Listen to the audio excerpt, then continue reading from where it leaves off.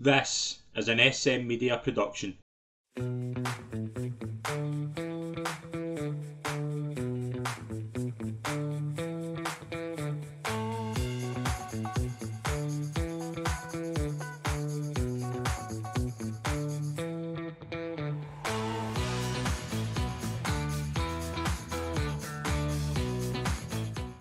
Folks, and welcome to the latest episode of SM Media's Road to Cheltenham 2023. I'm Scott McPike. It's an absolute pleasure to be your host as always, and it's always a pleasure to be joined by from the Scottish Daily Mail, Calum McClurkin. Calum, how are we? Yeah, all good. Brilliant weekend's racing, particularly Sunday in Fairyhouse, which was quite spectacular. Probably the best weekend's racing we've had this season. Is that fair? Yeah, Fairyhouse kind of took it up a notch. It was very good. It's obviously some big talking points to get through. We obviously asked for some questions. We got a few in. First question, who is more likely to win another Grade 1 in the future, Honeysuckle or Shishkin? Obviously two horses that were beaten in different types, I would say, at the weekend. Honeysuckle, obviously, in that great end to the Hatton's Grace with Yahupu and Classical Dream. The unbeaten runs come to an end. Shishkin obviously get well beaten in the Tingle Creek. I think two different types of defeat, but to me, this is a very easy question. What about yourself? You'd have to say Honeysuckle.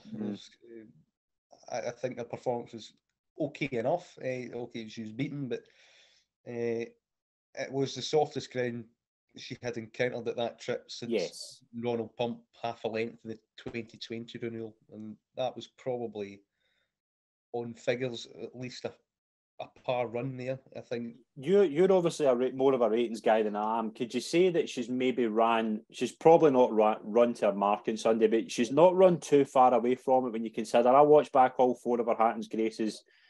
She wasn't too far away from her best run. If you factor in the allowance, in recent post ratings, I've just had a £1 below her best. I mean, I had about 3 or 4. Yeah. But I mean, Classical Dreams are, a very versatile operator, one that she hasn't bumped into before. And he was quite fit in the day and goes well fresh.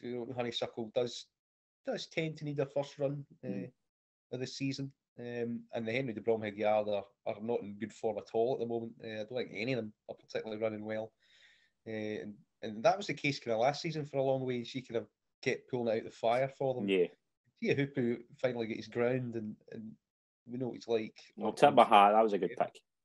It's only 5 minutes before the off, but I mean, you kind of just saw the puzzle. It just arrived in time. But they're two that you thought that could beat her. I mean, they've pulled away 25 lengths clear of Ashdale Bob in the end, and going to the last, she was ahead. Maybe she could have quitted too early and just left herself a bit vulnerable to the late charge. But there's a lot more hope in that run than Shishkin's was, who was, I mean, completely under pressure from the off, to be honest. I was of the opinion at the start of the day that he was only running if they thought he was good enough to win. Because remember last year, they didn't rush him back. I think he had a wind up. Did he have a wind up last summer as well? They were saying that. They didn't want to rush him back. They put him back for Christmas. He came out at Christmas and was really good.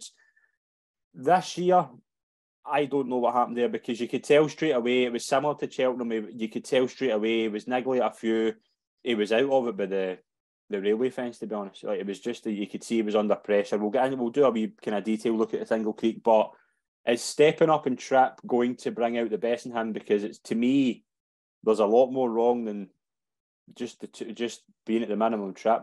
There's something really amiss there. There's still some sort of physical issue there. Maybe mentally as well, because he looked sour. I mean, he was jumping way off to different sides, and if you backed him from the start, I mean, you looked in trouble pretty much from the off. You knew better, and he never looked like getting by Grenadine either. So, and he didn't hit the line. He didn't come back and stay on either to suggest, oh, we'll just step him up and trip. It was sketchy jumping from the start, and he looks a bit of a shell of his old self at the moment, to be honest. I think it's going to take a real good training effort to get this horse back to some semblance of form to win it. And he's more than capable. Henderson's more than capable of doing it. We've seen his Sprinter Sacre was in a darker place, and he got him back to win a championship. So it's not without question. I just found it very interesting when he was interviewed after. I think it was Lydia Hislop he was talking to, and he said, I'm more likely to run him in a Gold Cup than a Champion Chase. And I just found that bizarre. I'm like, because he's not short of pace, isn't he? When he's at his best, he's as fast as you can get, probably over 2 miles.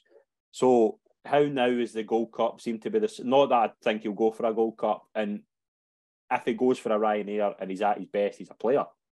But is that where they want to go? Is that going to? Is he going to go for a 2 mile 5 in the next few weeks and win that in good fashion and everything's tipped up and he goes to the Gold Cup? I sincerely doubt that's the plan. I just think they were trying to take some sort of positive from it. You know, he has shaped like a kind of steer, and he needed every yard of the trip to beat Energumene. Now, whether that's bottomed him from Ascot totally, that seemed to be the case, because, you know, it wasn't as if he was galloping to the line at all.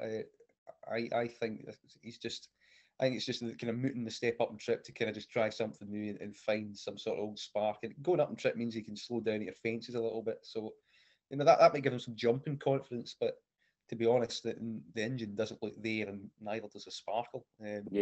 His demeanour is, it looks a horse that's kind of sulking a little bit, and, you know, ploughing on at that grade again, it might turn him even more sour. I think we both. Yeah, I think we both agree the answer to that question is Honeysuckle. Next question. What is the one Willie Mullins horse that can put it to Jonbon and the Arkle? Jonbon, very impressive in the Henry VIII and Saturday.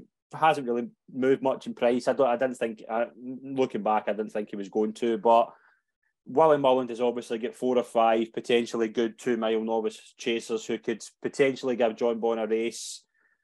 What one do you think stands out that could potentially be the one if Jonbon is beatable? The one with the most immediate form line is El Fabiolo from his entry run in hurdles against him that pushed him really, really close. So you'd have to think that one would have a chance of at least getting near him and asking a question, even though the winner has obviously improved for fences already. El Fabio looks maybe a bit of a smaller type, but could be nimble enough to improve. Appreciate it probably is the best profile overall for it. And then you've got Dysart Dynamo ran in the Supreme, which now looks a pretty strong race with what Mighty Potter's come out and done. You know, so mainly you're looking at those 3. I think Flame Bearer as well, so the other kind of interesting, kind of more unknown type. So he's got 4 potential horses to play with. Billy Mullins probably doesn't even know his own pecking order at the moment with that. I think you'll just have to wait and see. But you'd probably think that 1 or 2 of them will at least be good enough to ask Jonbon a more serious question than what he's been asked before.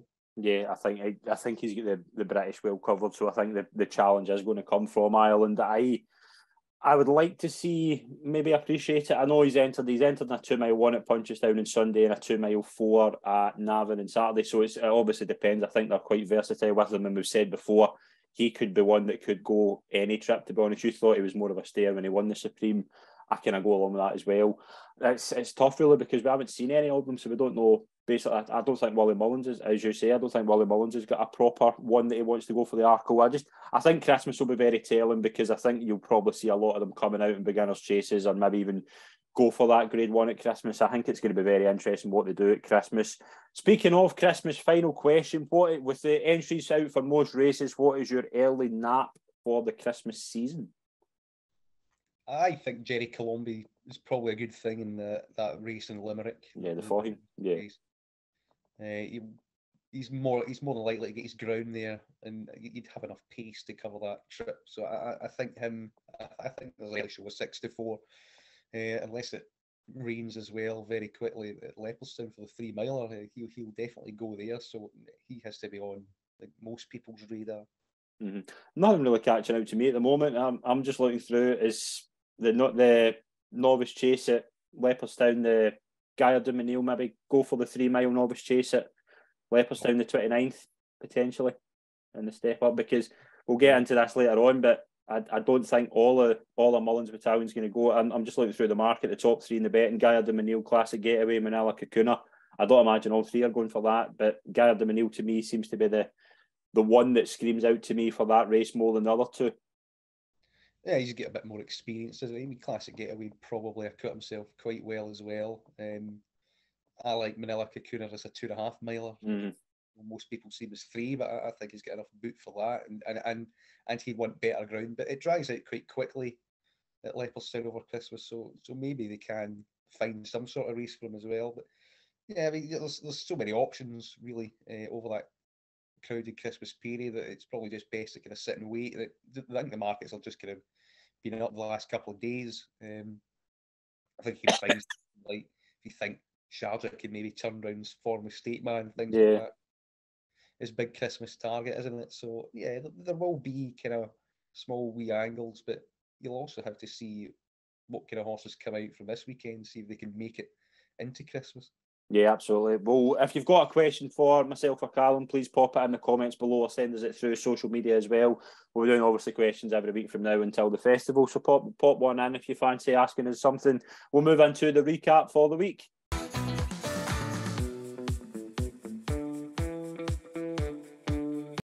We'll start on Wednesday at Haydock. A good performance from Ballygriffin Cottage in the beginner's chase. Jumped well, beat Beauport 11 lengths. 12-1 for the National Hunt Chase. I've seen about 16 for the Brown Advisory. 4th in the battle at last year. He just looks an out-and-out stayer, doesn't he? He does. I think the Skeltons are trying to campaign him as a Brown Advisory horse. Maybe the National Hunt Chase will be a bit more suitable. I mean, that ballot form looks okay enough. The third Barnstown lad let it down a little bit. The front, probably pretty decent. The nice guy's out for the season, so he looked one that would be a better chaser and with a bit of time. He's a fair enough each way price, but he was 4th in the battle. You can see him maybe filling the same spot come Cheltenham again. To be honest, I think there's a few others that are probably get a bit more class to them than him. Yeah, we'll move into Thursday in Thurles. Glenn Gooley beat Tell Me Something Girl in a beginner's chase. Tell Me Something Girl, get into in a wee second. I know you're a fan of the horse. Glenn Gooley, I don't think he's going to be festival class, but could he potentially maybe be one for a Grand Annual or something like that down the line? Yeah, if they get experience into him and get a mark, you need 4 runs to qualify for handicaps in August to get rid of the 8-man plots of the world and all that sort of stuff. So, yeah, it jumped perfectly well. It beat a good yardstick and Tell Me Something Girl. The form of that yard seems to be very, very down at the moment. That's our 5th defeat in a row. Some of them have been excusable. Some of them shaped up quite well. Mm-hmm. You'd be looking to win that though as a starting point to be a factor in the mayor's chase. Yeah, I thought I was quite disappointed as well. I think there was talk she was maybe in season. I think that potentially could explain it, but you would obviously want to see her again to see if she's up to. She jumped a couple quite well actually, but she was beaten. I don't think it's a vintage Willie Mullins horse that's beat her. Friday in Sandown, one to mention, Henry II, a horse you quite liked last week, won the Ballymore trial. Kept on really well, about 20s for the Ballymore. Jumped a wee bit right, but not too much where I would say it was a total concern. I'd say probably a nice performance, actually. A good pick. Found a lot for pressure to win. He looked beaten kind of coming in the home straight, I think. Well, was he? But he found on the best, which suggests that he could probably get further in time. Like Paul Nicholls is going to campaign him as a pretty smart horse. Whether he'll turn up at Cheltenham and take his chance, or maybe he might be one to wait for entry with. Who knows? He's probably more inclined to wait, but it's good performances, ground versatile, improved from that Chepstow effort massively, where he kind of bungled the last, but that form's worked out quite well, and he has improved for a trip, which I thought he could probably even get further, really, because it was quite soft at Sandown over the weekend. Yeah, Exeter on Friday, we've got a horse to mention, Giolino Bello for Paul Nicholls, a good Friday for Paul Nicholls by the looks of it. 16-1 for the Brown Advisory, beat City Chief 29 lengths. It turned into a bit of a match contest.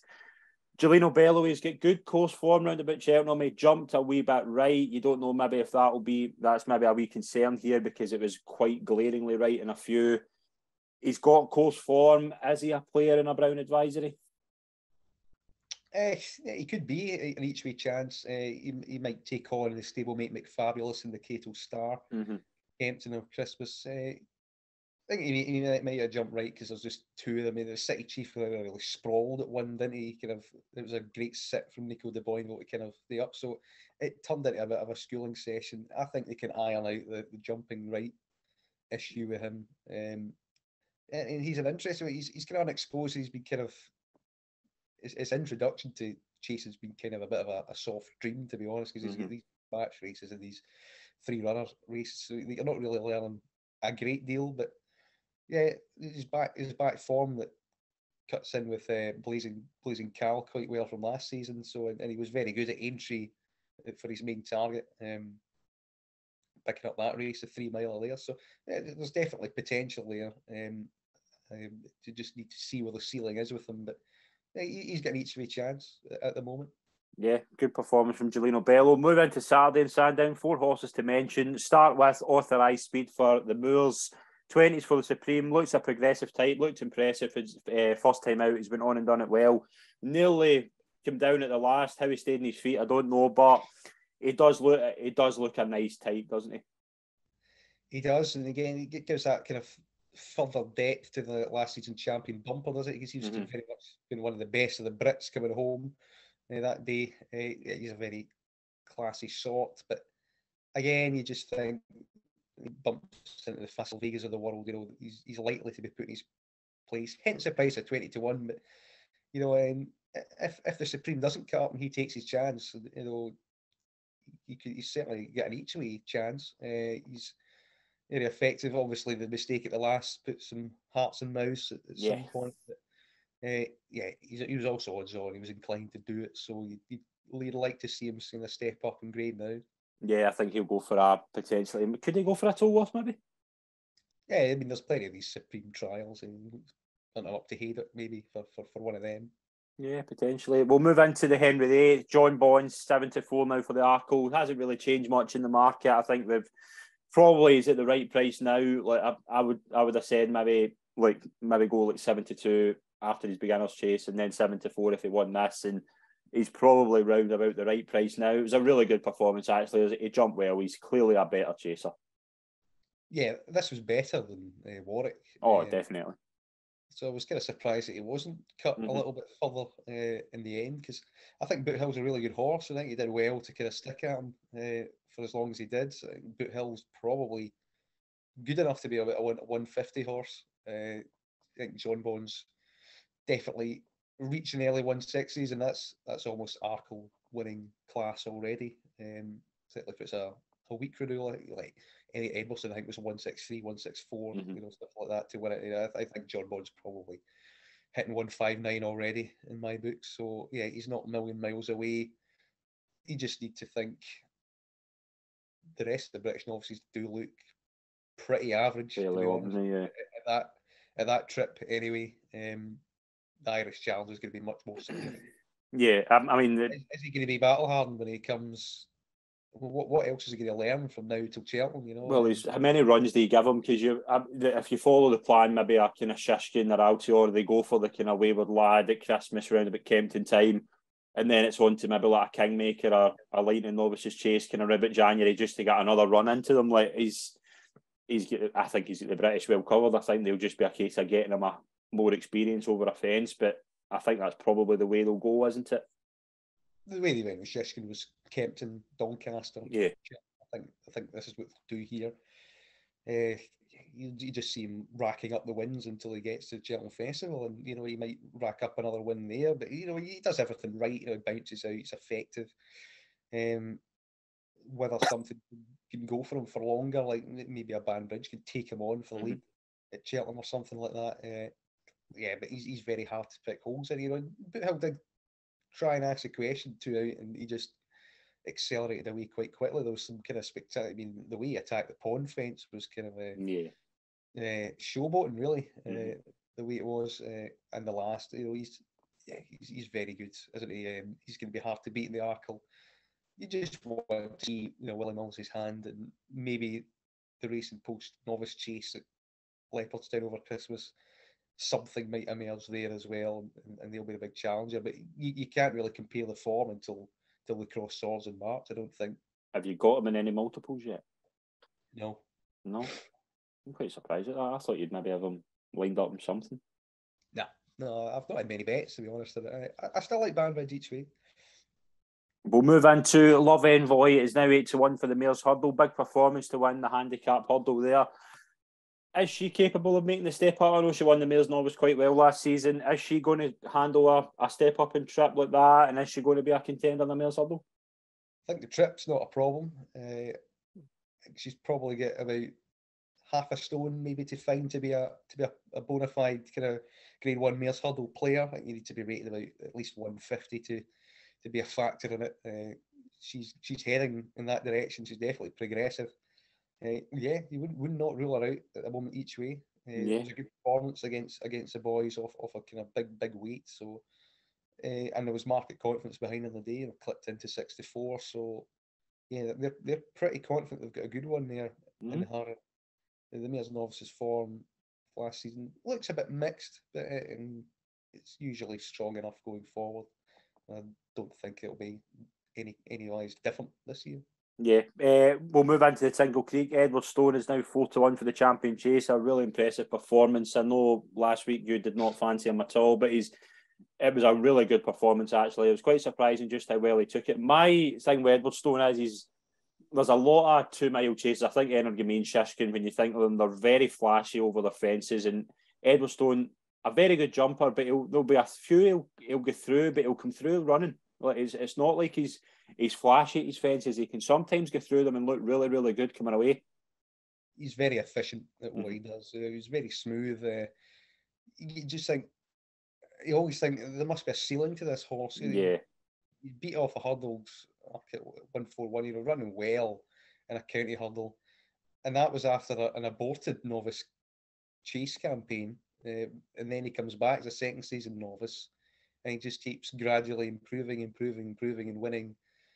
And he's done exactly the same now in open company. He's a homebred, he's kind of come from a different, normally a different route from what your average kind of top class horse would be. So I think that's why I've kept opposing him foolishly, and I think that's why quite a lot of others kind of really just underestimate him. After that performance, you cannot underestimate him now. Can he beat Energumene? I don't think so, but I never gave him a prayer beforehand. But you give him a prayer now, because although Energumene does definitely set the standard, particularly in his last Punchestown effort, the race at Cheltenham last season did fall apart. Shishkin obviously bombed out. The other market rival didn't really run its race. Funambly Civil was second. So Edwardstone kind of acts quite well everywhere he goes, really. And you can see him maybe try to track Energumene into a race, his style. No creep into it. He did show a smart turn of foot to put Greenitin away, who would be fully tuned up for a Grade 1 at Sandown. So, yeah, he just keeps lobbing away in the background. I'll probably take him on again, probably continue to take him on again. He's that type of horse. But it was a fair effort. Yeah, and he's definitely clear second favourite, isn't he? Oh, yeah. In the back of that.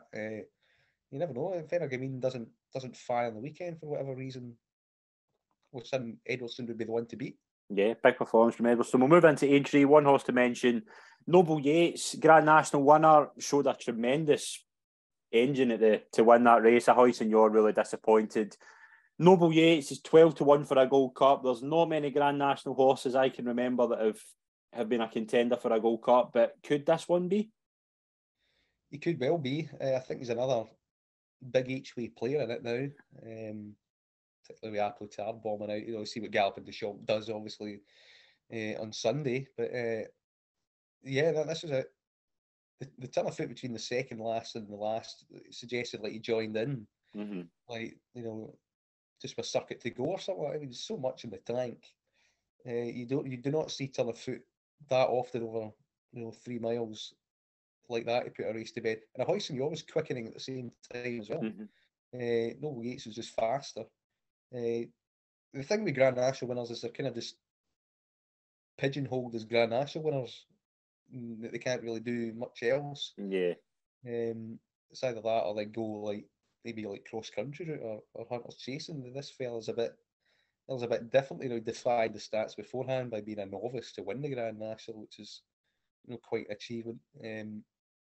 A really good target trainer as well, like Emmett Mullins. He knows what he's doing for sure. And he's just kind of going up the ladder again in reverse order. Normally you'd kind of be competing a Gold Cup, don't quite make that level, get a handicap for a Grand National and do it that way. He's doing it the other way around.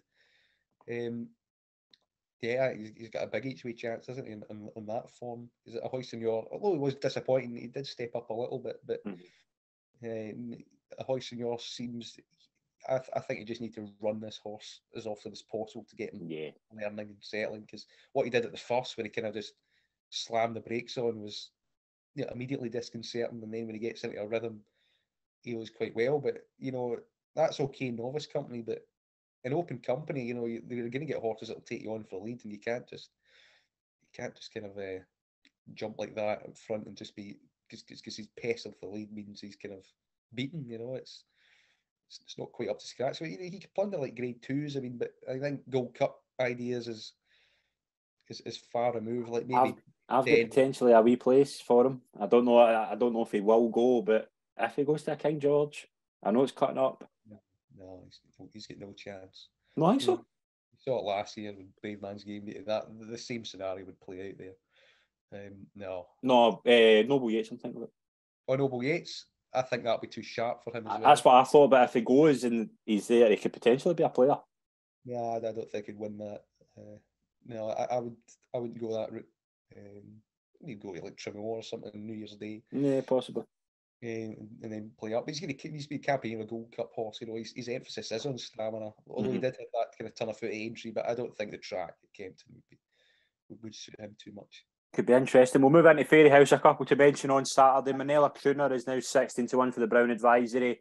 Beat Iron Maximus a short head. It was quite an entertaining finish. I was on Iron Maximus, so I took a wee gut punch. But Manila Crooner, again, last year I quite fancied him for the Bartlett, but is he good enough to maybe go for a Brown Advisory? I think National Hunt Chase seems to be possibly the idea that they're going to go down. They probably have a few classier types in a Brown Advisory, maybe a three-stripe life. Jerry Calum, for instance. Can see him joining Chemical Energy for a National Hunt Chase. I think he's all about stamina, and the headgear's slowly working, and he won that race by jumping straight. When Iron Maximus jumped quite badly, violently to his left. The runner-up will prove as well. So I like him. For much, but yeah, they're two decent types. Not the classiest of horses, but solid and honourable, and they can make their presence felt. Yeah, certainly. Yeah, we'll move into the Facile Vega 5-4 now for the Supreme. One of the best maiden hurdle performances I've seen in a long time. Just the way just jumped everything well. Just the thing is, it wasn't totally polished, but you can tell there's a lot to come. Just in maybe not the best visual performance you'll see, but you can tell just there's so much more to come for this horse. Yeah, I think that's a key point there. When you drill it down, there's so many areas that can be improved upon. Running around the third last, for instance. I thought he left his hind legs in a couple at the start as well, which was a bit risky. And he was very free, I thought, at the start. We will need to kind of settle a little bit better, but it was very explosive at the finish. It was pretty easy. He didn't need to. It was a weak race, but he's done it well. You think there's so much more to kind of come. It's all there, but it's not quite.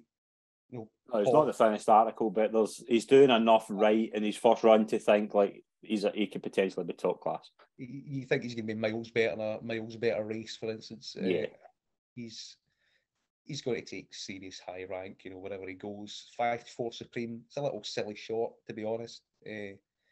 Jet Powered is not 6 times. No, forcing him at the moment, I don't think. But you can see why nobody would want to take him on. Christmas is going to be very telling as well, because obviously he could potentially go to the future champions, or maybe even if they want to try him up and trip, I don't think that'd be an issue. If they went for a Lawlers of Nace, they've got options there with him. They'll definitely go the 2 mile route at Christmas. Yeah.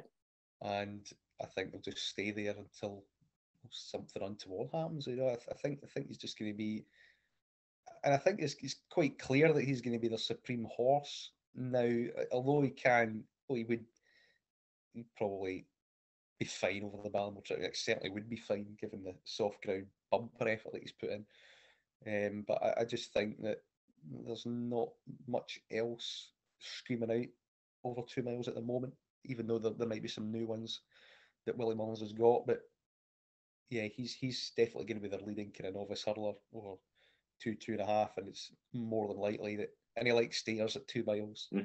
Like, I appreciate it, for instance. So yeah, he'd be 95% sure he'd be going there now. We'll move into Sunday at Fairyhouse. 5 horses to mention. We'll start with the juvenile hurdle, Lossiemouth. I got one right, Calum. Finally, we got a wee winner. 4-1 now for the Triumph. I've seen 7-2, but 4-1 is kicking about.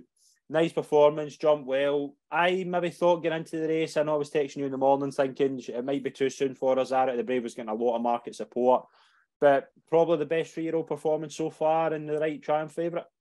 It is the right Triumph favourite. It's definitely the best performance. Your eye was always drawn to Lossiemouth, I thought, from the off. Even though Zarak the Brave joined in 2 out, she was ridden confidently. She was ridden as if they knew this is brilliant ride. This is a good horse, keep her wide out. So let's lob along. And she warmed into it well, but what she did from the last of the line looked very impressive. It was stretched away really smartly. There's a lot more to come. It'll be very hard for anybody to give this £7 at the moment. 4-1 for Triumph. It's a bit short, given that it's a Triumph hurdle and we haven't seen quite a lot of these yet. We probably want to wait to the new year. I mean, Zana here won this impressively. Phil Dorr won this impressively. There was, a couple of horses came at the tail end of spring and overtook them ultimately and won the Triumph. So she sets the early benchmark, but it's no guarantee that it's a Triumph hurdle winner, but it's definitely the one to beat, and there looks to be a lot more to come. It was an impressive performance. Yeah, really good performance. We'll move into the Royal Bond. Marie Nationale, really good winner for the Connells. 8-1 now for the Supreme. It was a really good finish as well. I thought Astro Diamond running an absolute crack on third. I think she's going to be a serious player in the Mares Novice division. Really good race, actually. I think what's your kind of takeaways from the Royal Bond? It was a good race beforehand. Whether that form will stack up come spring is maybe questionable. I was disappointed how Pasteru folded around the bend. The ground kind of went against Champ Kiley. I think he's kind of a summer or autumnal kind of horse. I think he's kind of showed his hand. I think he was just kind of the early pace setter in Willie Mullins' division. I think he's got a lot better. He might have a couple better National Diamond as well for Mares Novices later down the line. I think so. I thought she ran a really good race. She did. She's a player, but I mean, Statuaire won it last year, and she didn't really figure out anything since then. So I think there might be a couple more high-profile types that Willie Mullins has got for spring festivals. Marie Nationale won it well. He's going to be campaigned like he's a Supreme horse. You look more Ballymore type when he hit the line because he went really hard. There was no kind of hiding place. And Irish Point ran really well. Yeah. Too. So, yeah, you'd take the front 2 out of it. Marine Nationale, 8s, 10s for Supreme Ballymore. Wouldn't be for me. I think others will progress past him, but he's done it really well. He handles all sorts of ground. He can certainly make an each way case for him, but it might be a bit snobbery, but there might be, better yards and better horses to come. And I think there might be. We'll move into the Drinmore. Was won by Mighty Potter, 5-1 favourite now for the Turners at Cheltenham. Nice performance, jumped really well. Looks a better horse over a fence. It was very telling when Jack Kennedy was interviewed. He said once he schooled him on Monday at Navan and said he was really happy with him. Brilliant performance, I would say. It was. There was a few mistakes in there, but his will to win, he's battling his eye. And you definitely want to go to war with this horse, so you can't really dismiss him. Bit better on soft ground. The Supreme run though was a bit of an aberration, and it was enough to worry about. Is he a good traveller, for instance? Just Cheltenham for him. And if he does make those kind of small little niggly mistakes around Cheltenham and the Turners, that might find him out, even though he will definitely battle hard. I think 5s is a bit skinny because you're thinking, well, Sir Gerhard might still come here and might come good, and there are other horses that will definitely emerge into the conversation. I wouldn't dismiss the likes of Three Stripe Life, even though he made a big mistake and the saddle slipped. He was half a point short in the betting. I think Gordon Elliott probably finds it very hard to split those two. I think they probably both have pretty similar ability, and I've always kind of preferred Three Stripe Life's kind of attitude and the way he did carries his head and things like that. His bumper form, but and Byron Bridge didn't quite go on the ground, but that confirmed to me that he likes 2 miles in good ground. And that's what I took away from it with Byron Bridge. I strongly run 2 miles in good ground. I think he could certainly be. I think you meant you probably need to ride him aggressively at 2 miles. Definitely, yeah, you definitely ride him forward. But I think that's what he can enjoy. But it's the ground aspect that he needs to kind of get pinging along and have momentum. But it turned into a bit of a slog, and it didn't suit him. Although to his credit, he kind of plugged on okay in third. And Galopin setting continues to be probably one of the best maidens that you'll ever see. I'm surprised. I did not. Last week we were thinking of this over fences. Yeah, I was last week when we were previewing this race. I completely had him out the calculation. I thought there's no way they're going to run him in a Drinmore. I just didn't think I didn't think the ground would come the way it did, which I think probably helped him as well. But he could really do anything, this horse. I mean, National Hunt Chase, he's shortened to 11-4. I've noticed, but he could really go Brown Advisory. Like, he was third in it last year. Like, if that race cuts up, he's more than capable of running a race in that. And I thought he could have been a bit closer in the Brown Advisory last year. I think he's kind of ridden out wide. I can expect a little bit more towards the finish, which is he a bit of a kind of shirks it a little bit? Is he just going to be second wherever he goes, or third? I thought he could have been put in, but it's a strong race, and the home press winning it. It's come out and proven that form, like winning off 164. So yeah, he's been running well in an Irish National as well, even a Grand National potentially. Yeah, he can certainly do it all, whatever. I don't think he's going to nail down a National Chase type, but yeah, Patrick Mullins will be desperate for him to go there. I would have thought so. Yeah, he's kind of class edge at the ratings anyway. Yeah, we'll move into the Hattons Grace Hurdle. We mentioned a wee bit at the start of the show. Tia Hoopu was 10-1 now for the Stairs Hurdle.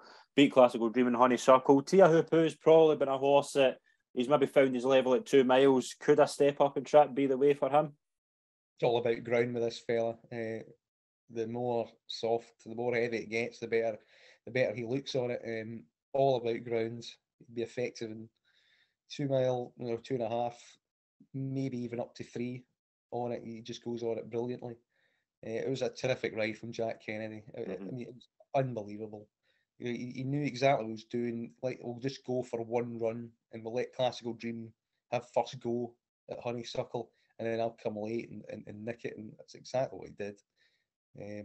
It was a brilliant ride. And Classical Dreams run well fresh again, like he normally does. He's got to be in the radar for a Stairs Hurdle, but he has to be played very late to get the trip. Even later than that, I would have to say, and try and come maybe with Paisley Park or something like that to beat Thorn Porter. But all your main rivals for that race, none of them will apply pace pressure to Florin Porter, I don't think. So and that's why you always have to come back to him for a Stairs Hurdle. As for Honeysuckle, she'll try and make amends in the Irish Champion Hurdle and probably still go to the Champion Hurdle and have a go, and then that might be that for her career.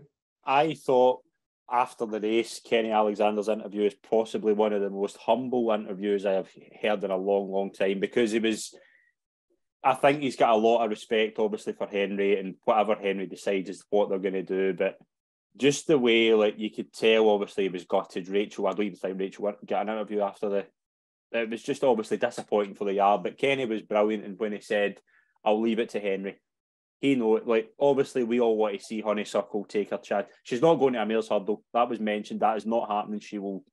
I would be very surprised if after winning 2 champion hurdles, they think they're going to go. They'll either go for the Clash with Constitution Hill, or they'll retire her. I don't think they'll go for a Mares Hurdle. But it was just the way Kenny Alexander, he was very honest. He just said, "Listen, I'll leave it to Henry. If Henry wants to call it quits after today, let's do it. We'll do that." But I think they'll go Irish Champion Hurdle and they'll take it for there. I think so. I think he'll be Irish champion, then the champion. I think he might as well go. He's two-time runner-up, two-time winner of the race anyway. He's already won a mare's hurdle. Already won a mare's hurdle, exactly. The unbeaten records kind of going. So, I mean, yeah, you might as well just keep continue that. There might not be much harm in getting narrowly beaten by a Constitution Hill as a last time up. But yeah, people were kind of like gutted and heartbroken. But I mean, really, what Henry de Romhead's gone through this year, exactly.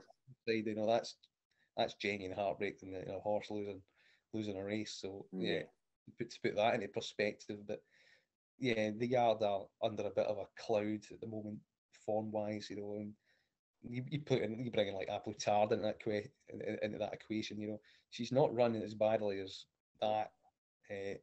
She's probably ran close to form. So there might be a slight regression there, but it's not a major serious slide. You know, and the two horses that beat her were probably the two that you could only really make a case for. Yeah, I think so. We'll move into the bumper. Better Days Ahead beat Chapeau de Soleil. I'll get your thoughts on him in a wee minute. Better Days Ahead, is he the best of the Elliott bumper horses? He might be. He's probably a par with King of Kingsfield or it's something like that. But there's 4 or 5 of these that are like 10, 12 to 1 that I've seen out, and nobody's been really convinced by any of them. I think the second's going to improve a bundle for that. It looks hard work though, to be I think Patrick's going to be his work cut out with him. He just didn't turn right, so won't have that problem at Cheltenham when he turns left, and he did get a second wind. He's clearly got an engine. The betting in that race so kind of told a bit of a story, didn't it? There was a big drift on the favourite beforehand. There was a big move for the Elliott horse as well. Yeah, they're probably both, but it's going to go one or two ways for Chapeau de Soleil in terms of, is he going to be a long-term project, or do you want to kind of make hay as this bumper horse right now? Mm-hmm. You know, there's a bloodline there to many clouds, for instance. So I mean, you could wait and be patient, but a stiffer track, left-handed at Cheltenham, he's going to improve an absolute bundle for it. I mean, he did finish quite well. It was a second wind. He was on track. It was basically too sharp for him to turn. Yeah. To turn round, and he completely lost his position, went last, and then flew home for second. I think he's probably there's more potential in him than the winner. But you know, the winner's more forward at this point in time, so you wouldn't rule out either of them, but for different reasons. Yeah, we'll move into Huntingdon. Pick Dory won the Peterborough Chase. Again, a horse that's probably not going to be a Cheltenham player, but he's going to pick up wee races like that. It was actually quite a competitive race. It was a good race. Miller's Bank came late and fended them off. The Sylvan Yackel Cotty Chase on Boxing Day at Kempton looks ideal for him. You know, just bowl out in front, made all. That was a super ride from Harry Cobden. You know, got the fraction spot on, had enough in the tank. Burnt off Mr. Fisher at the start. Had enough in the tank to see off Miller's Bank, so he had to time it right. He did, and he'll probably try and do the same at Kempton. Yeah, the biggest winner of the weekend was yesterday in Tramore. Gaelic Warrior won by 86 lengths. Probably a furlong near enough. I think me and you did well to finish second and third. He's not beat a lot, has he? We could have probably gave him a better race than some of the horses. Yeah, but they just want to kind of protect their mark, don't they? And there's not gain by chasing a Gaelic Warrior or a Facile Vega down to 5 lengths for the future of the horse, really. There's a big rating, and you're lumbered for the rest of the... Is the big takeaway from this race is how did this horse lose off 129? Well, because it jumped right, and yeah. No, it's as simple as that. You know, it might do it as well at Cheltenham. I think that's why he's not been drastically cut for. He's about 12 for the Ballymore. You would say he's probably more of a mid-distance horse. You just need to see him left-handed again, really. He's got a lot to prove in that regard, and Brazil's kind of franked the form a little bit. Gaelic Warrior, you also have to think about what's he going to do in a battle. But yeah, his jumping right is just the thing that will put a lot of people off at this point. Yeah, he's obviously getting each chance, but you just don't know if he's ironed that quirk. 86 length maiden hurdle romp at Tremore's not going to tell you. No. Certainly not. But again, there's clearly talent there. There's clearly something. I mean, people in the Mullins Yard thought he was near enough 2 stone well in. So there's clearly talent there. Yeah, he was certainly a stone well in. But as you know, if you jumping's the name of the game, and if you do that, you're going to get beat. Absolutely. We'll move into what's coming up this week.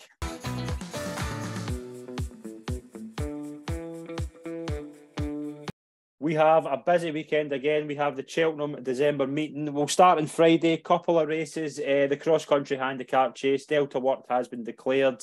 Some decent horses in here. Easy's Land, obviously a former cross-country winner. Plan of Attack, Diesel Dalier.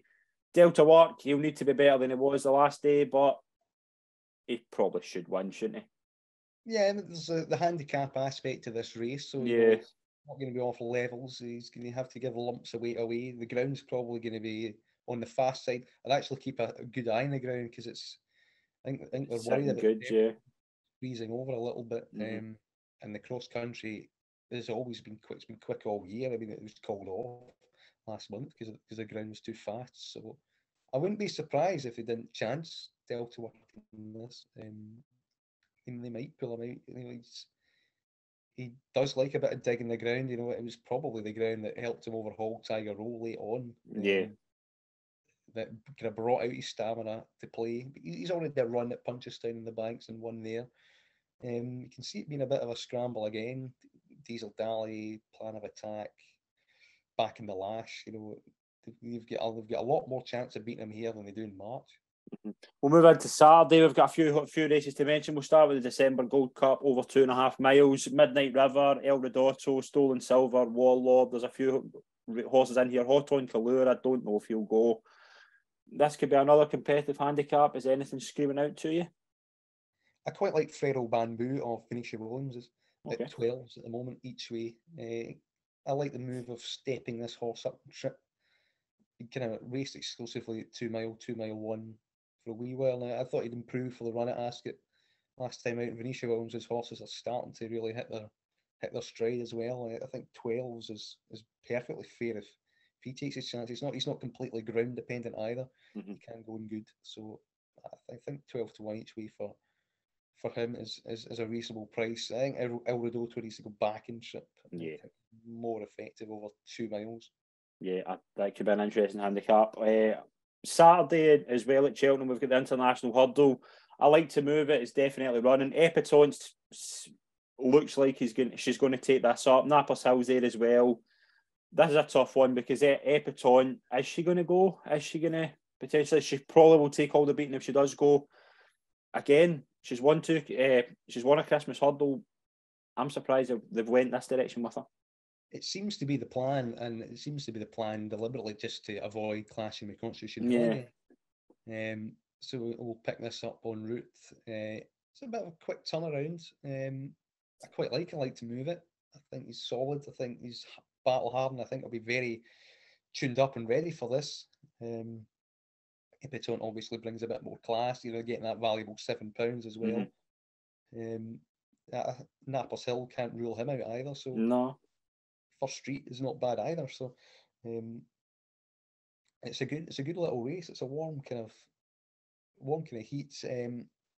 If anything wins it by 8-10 lengths, I still don't think people are going to think that might give Constitution Hill a race, for instance. But it's a good Grade 2 in its own right, and I would probably side where I like to move it. I think I like to move it in that race. We'll move into the Albert Bartlett Novices Hurdle. Outlaw Peter 5-4. We've all been caught for Nigel Twist and Davis 11-8. You get Thomas Moore in there for David Pike. Grand Soir for John McConnell. Looks like he's going as well. Outlaw Peter, do you think he could be hard to beat, or because there's 2 potential good market movers in there? I've got to stick with we've all been caught. I think this horse is going to love 3 miles. So yeah. Be him for me. I think he's probably got more kind of star quality than Outlaw Pete. Yeah, I kind of think you're right. I think we've all been caught. We'd probably take my bet in the race. There's a Grade 2 at Doncaster, a December Novices Chase. There's not a standout horse in this. You've got like some Marlon Mission for John McConnell, Jet Plane, Gentleman at Arms. There's nothing standout. That could be a poor Grade 2. It looks a bit like an afterthought, doesn't it? there's a decent, juvenile. They either go to Doncaster for the summit or they could Yeah. trial, but there's a grade 2, like between scriptwriter and newsret would be quite a good race. Yeah, I think you're right. If they came over, so it would probably be a better one than that. But it's a good opportunity for somebody to pick up a kind of soft grade 2. You're going to get quite a few of these down the road this season. So if you're just off the bottom, just off the top rung, then you might as well go about and plunder these, because the prize money for some of them isn't too bad. Yeah, we'll move into Sunday. We've got a couple of races in Ireland I want to talk about. The Hillaway Chase will probably see the return of Energumene. Again, Energumene, if he's at his best, he should just romp home. Yeah, it looks like Captain Guinness is going to be his main rival, but you'd have reservations about him given the form of the yard at the moment. So Energumene, looking at 2 to 7. Just expect him kind of do what he does and dominate and win this race. Yeah, Punchestown, we've obviously got the John Durkin. Galopin de Champ leads the market at 4 to 9. Conflated, Fakir Duderie. We've got Startler, Fury Road. French Dynamite's also in there as well.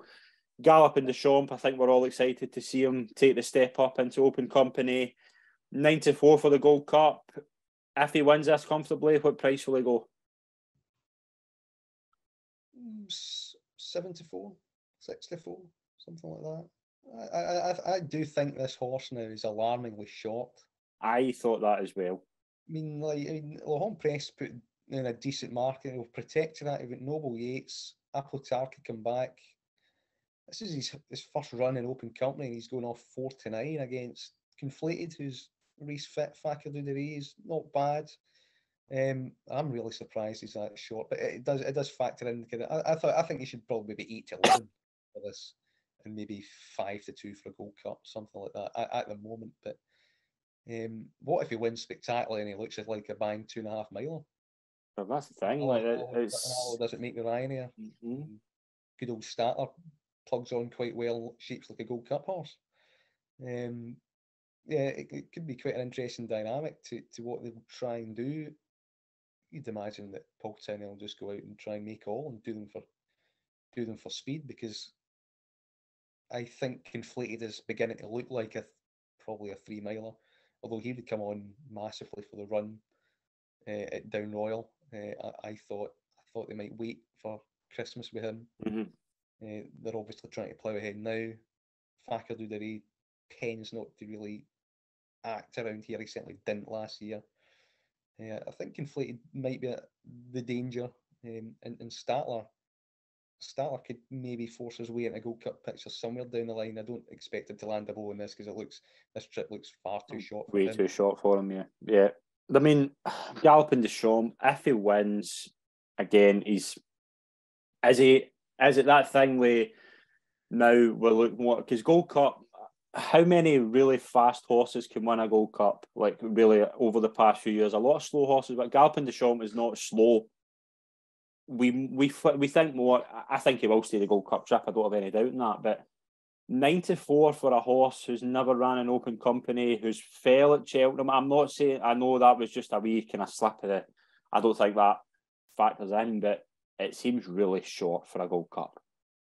It's this enthusiastic racing style, I think, that kind of gets him. He goes, he accelerates into them fast. He gets away fast, and that might make the difference of winning and losing a Gold Cup in terms of how quick you are over your fences, and it could put your real kind of plotters way too far in the back burner for a long way out. The Gold Cup, I think you just need the perfect blend of like stamina and speed.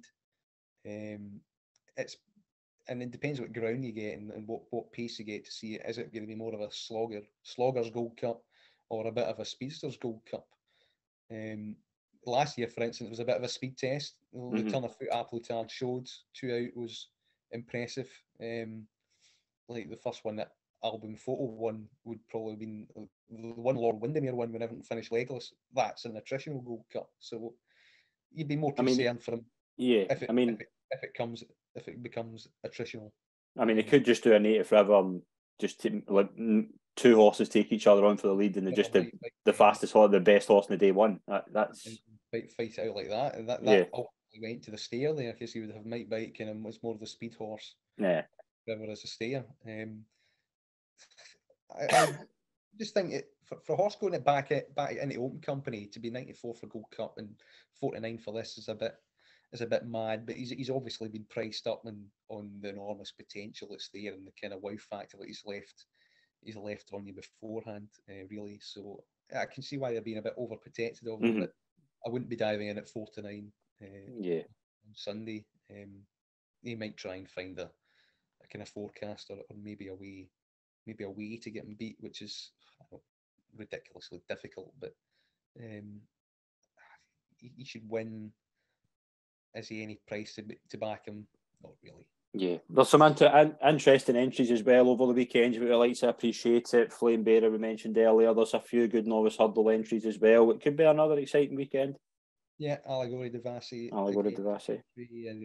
Against Dino Blue, and tell me something, Gerald bombing out.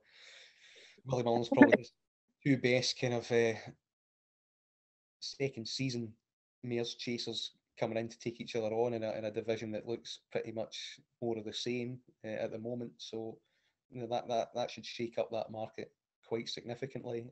There's plenty to go along again. Just have to keep an eye out the entries and where they go, and if they don't turn up. Yeah, we'll move into our anti-post picks.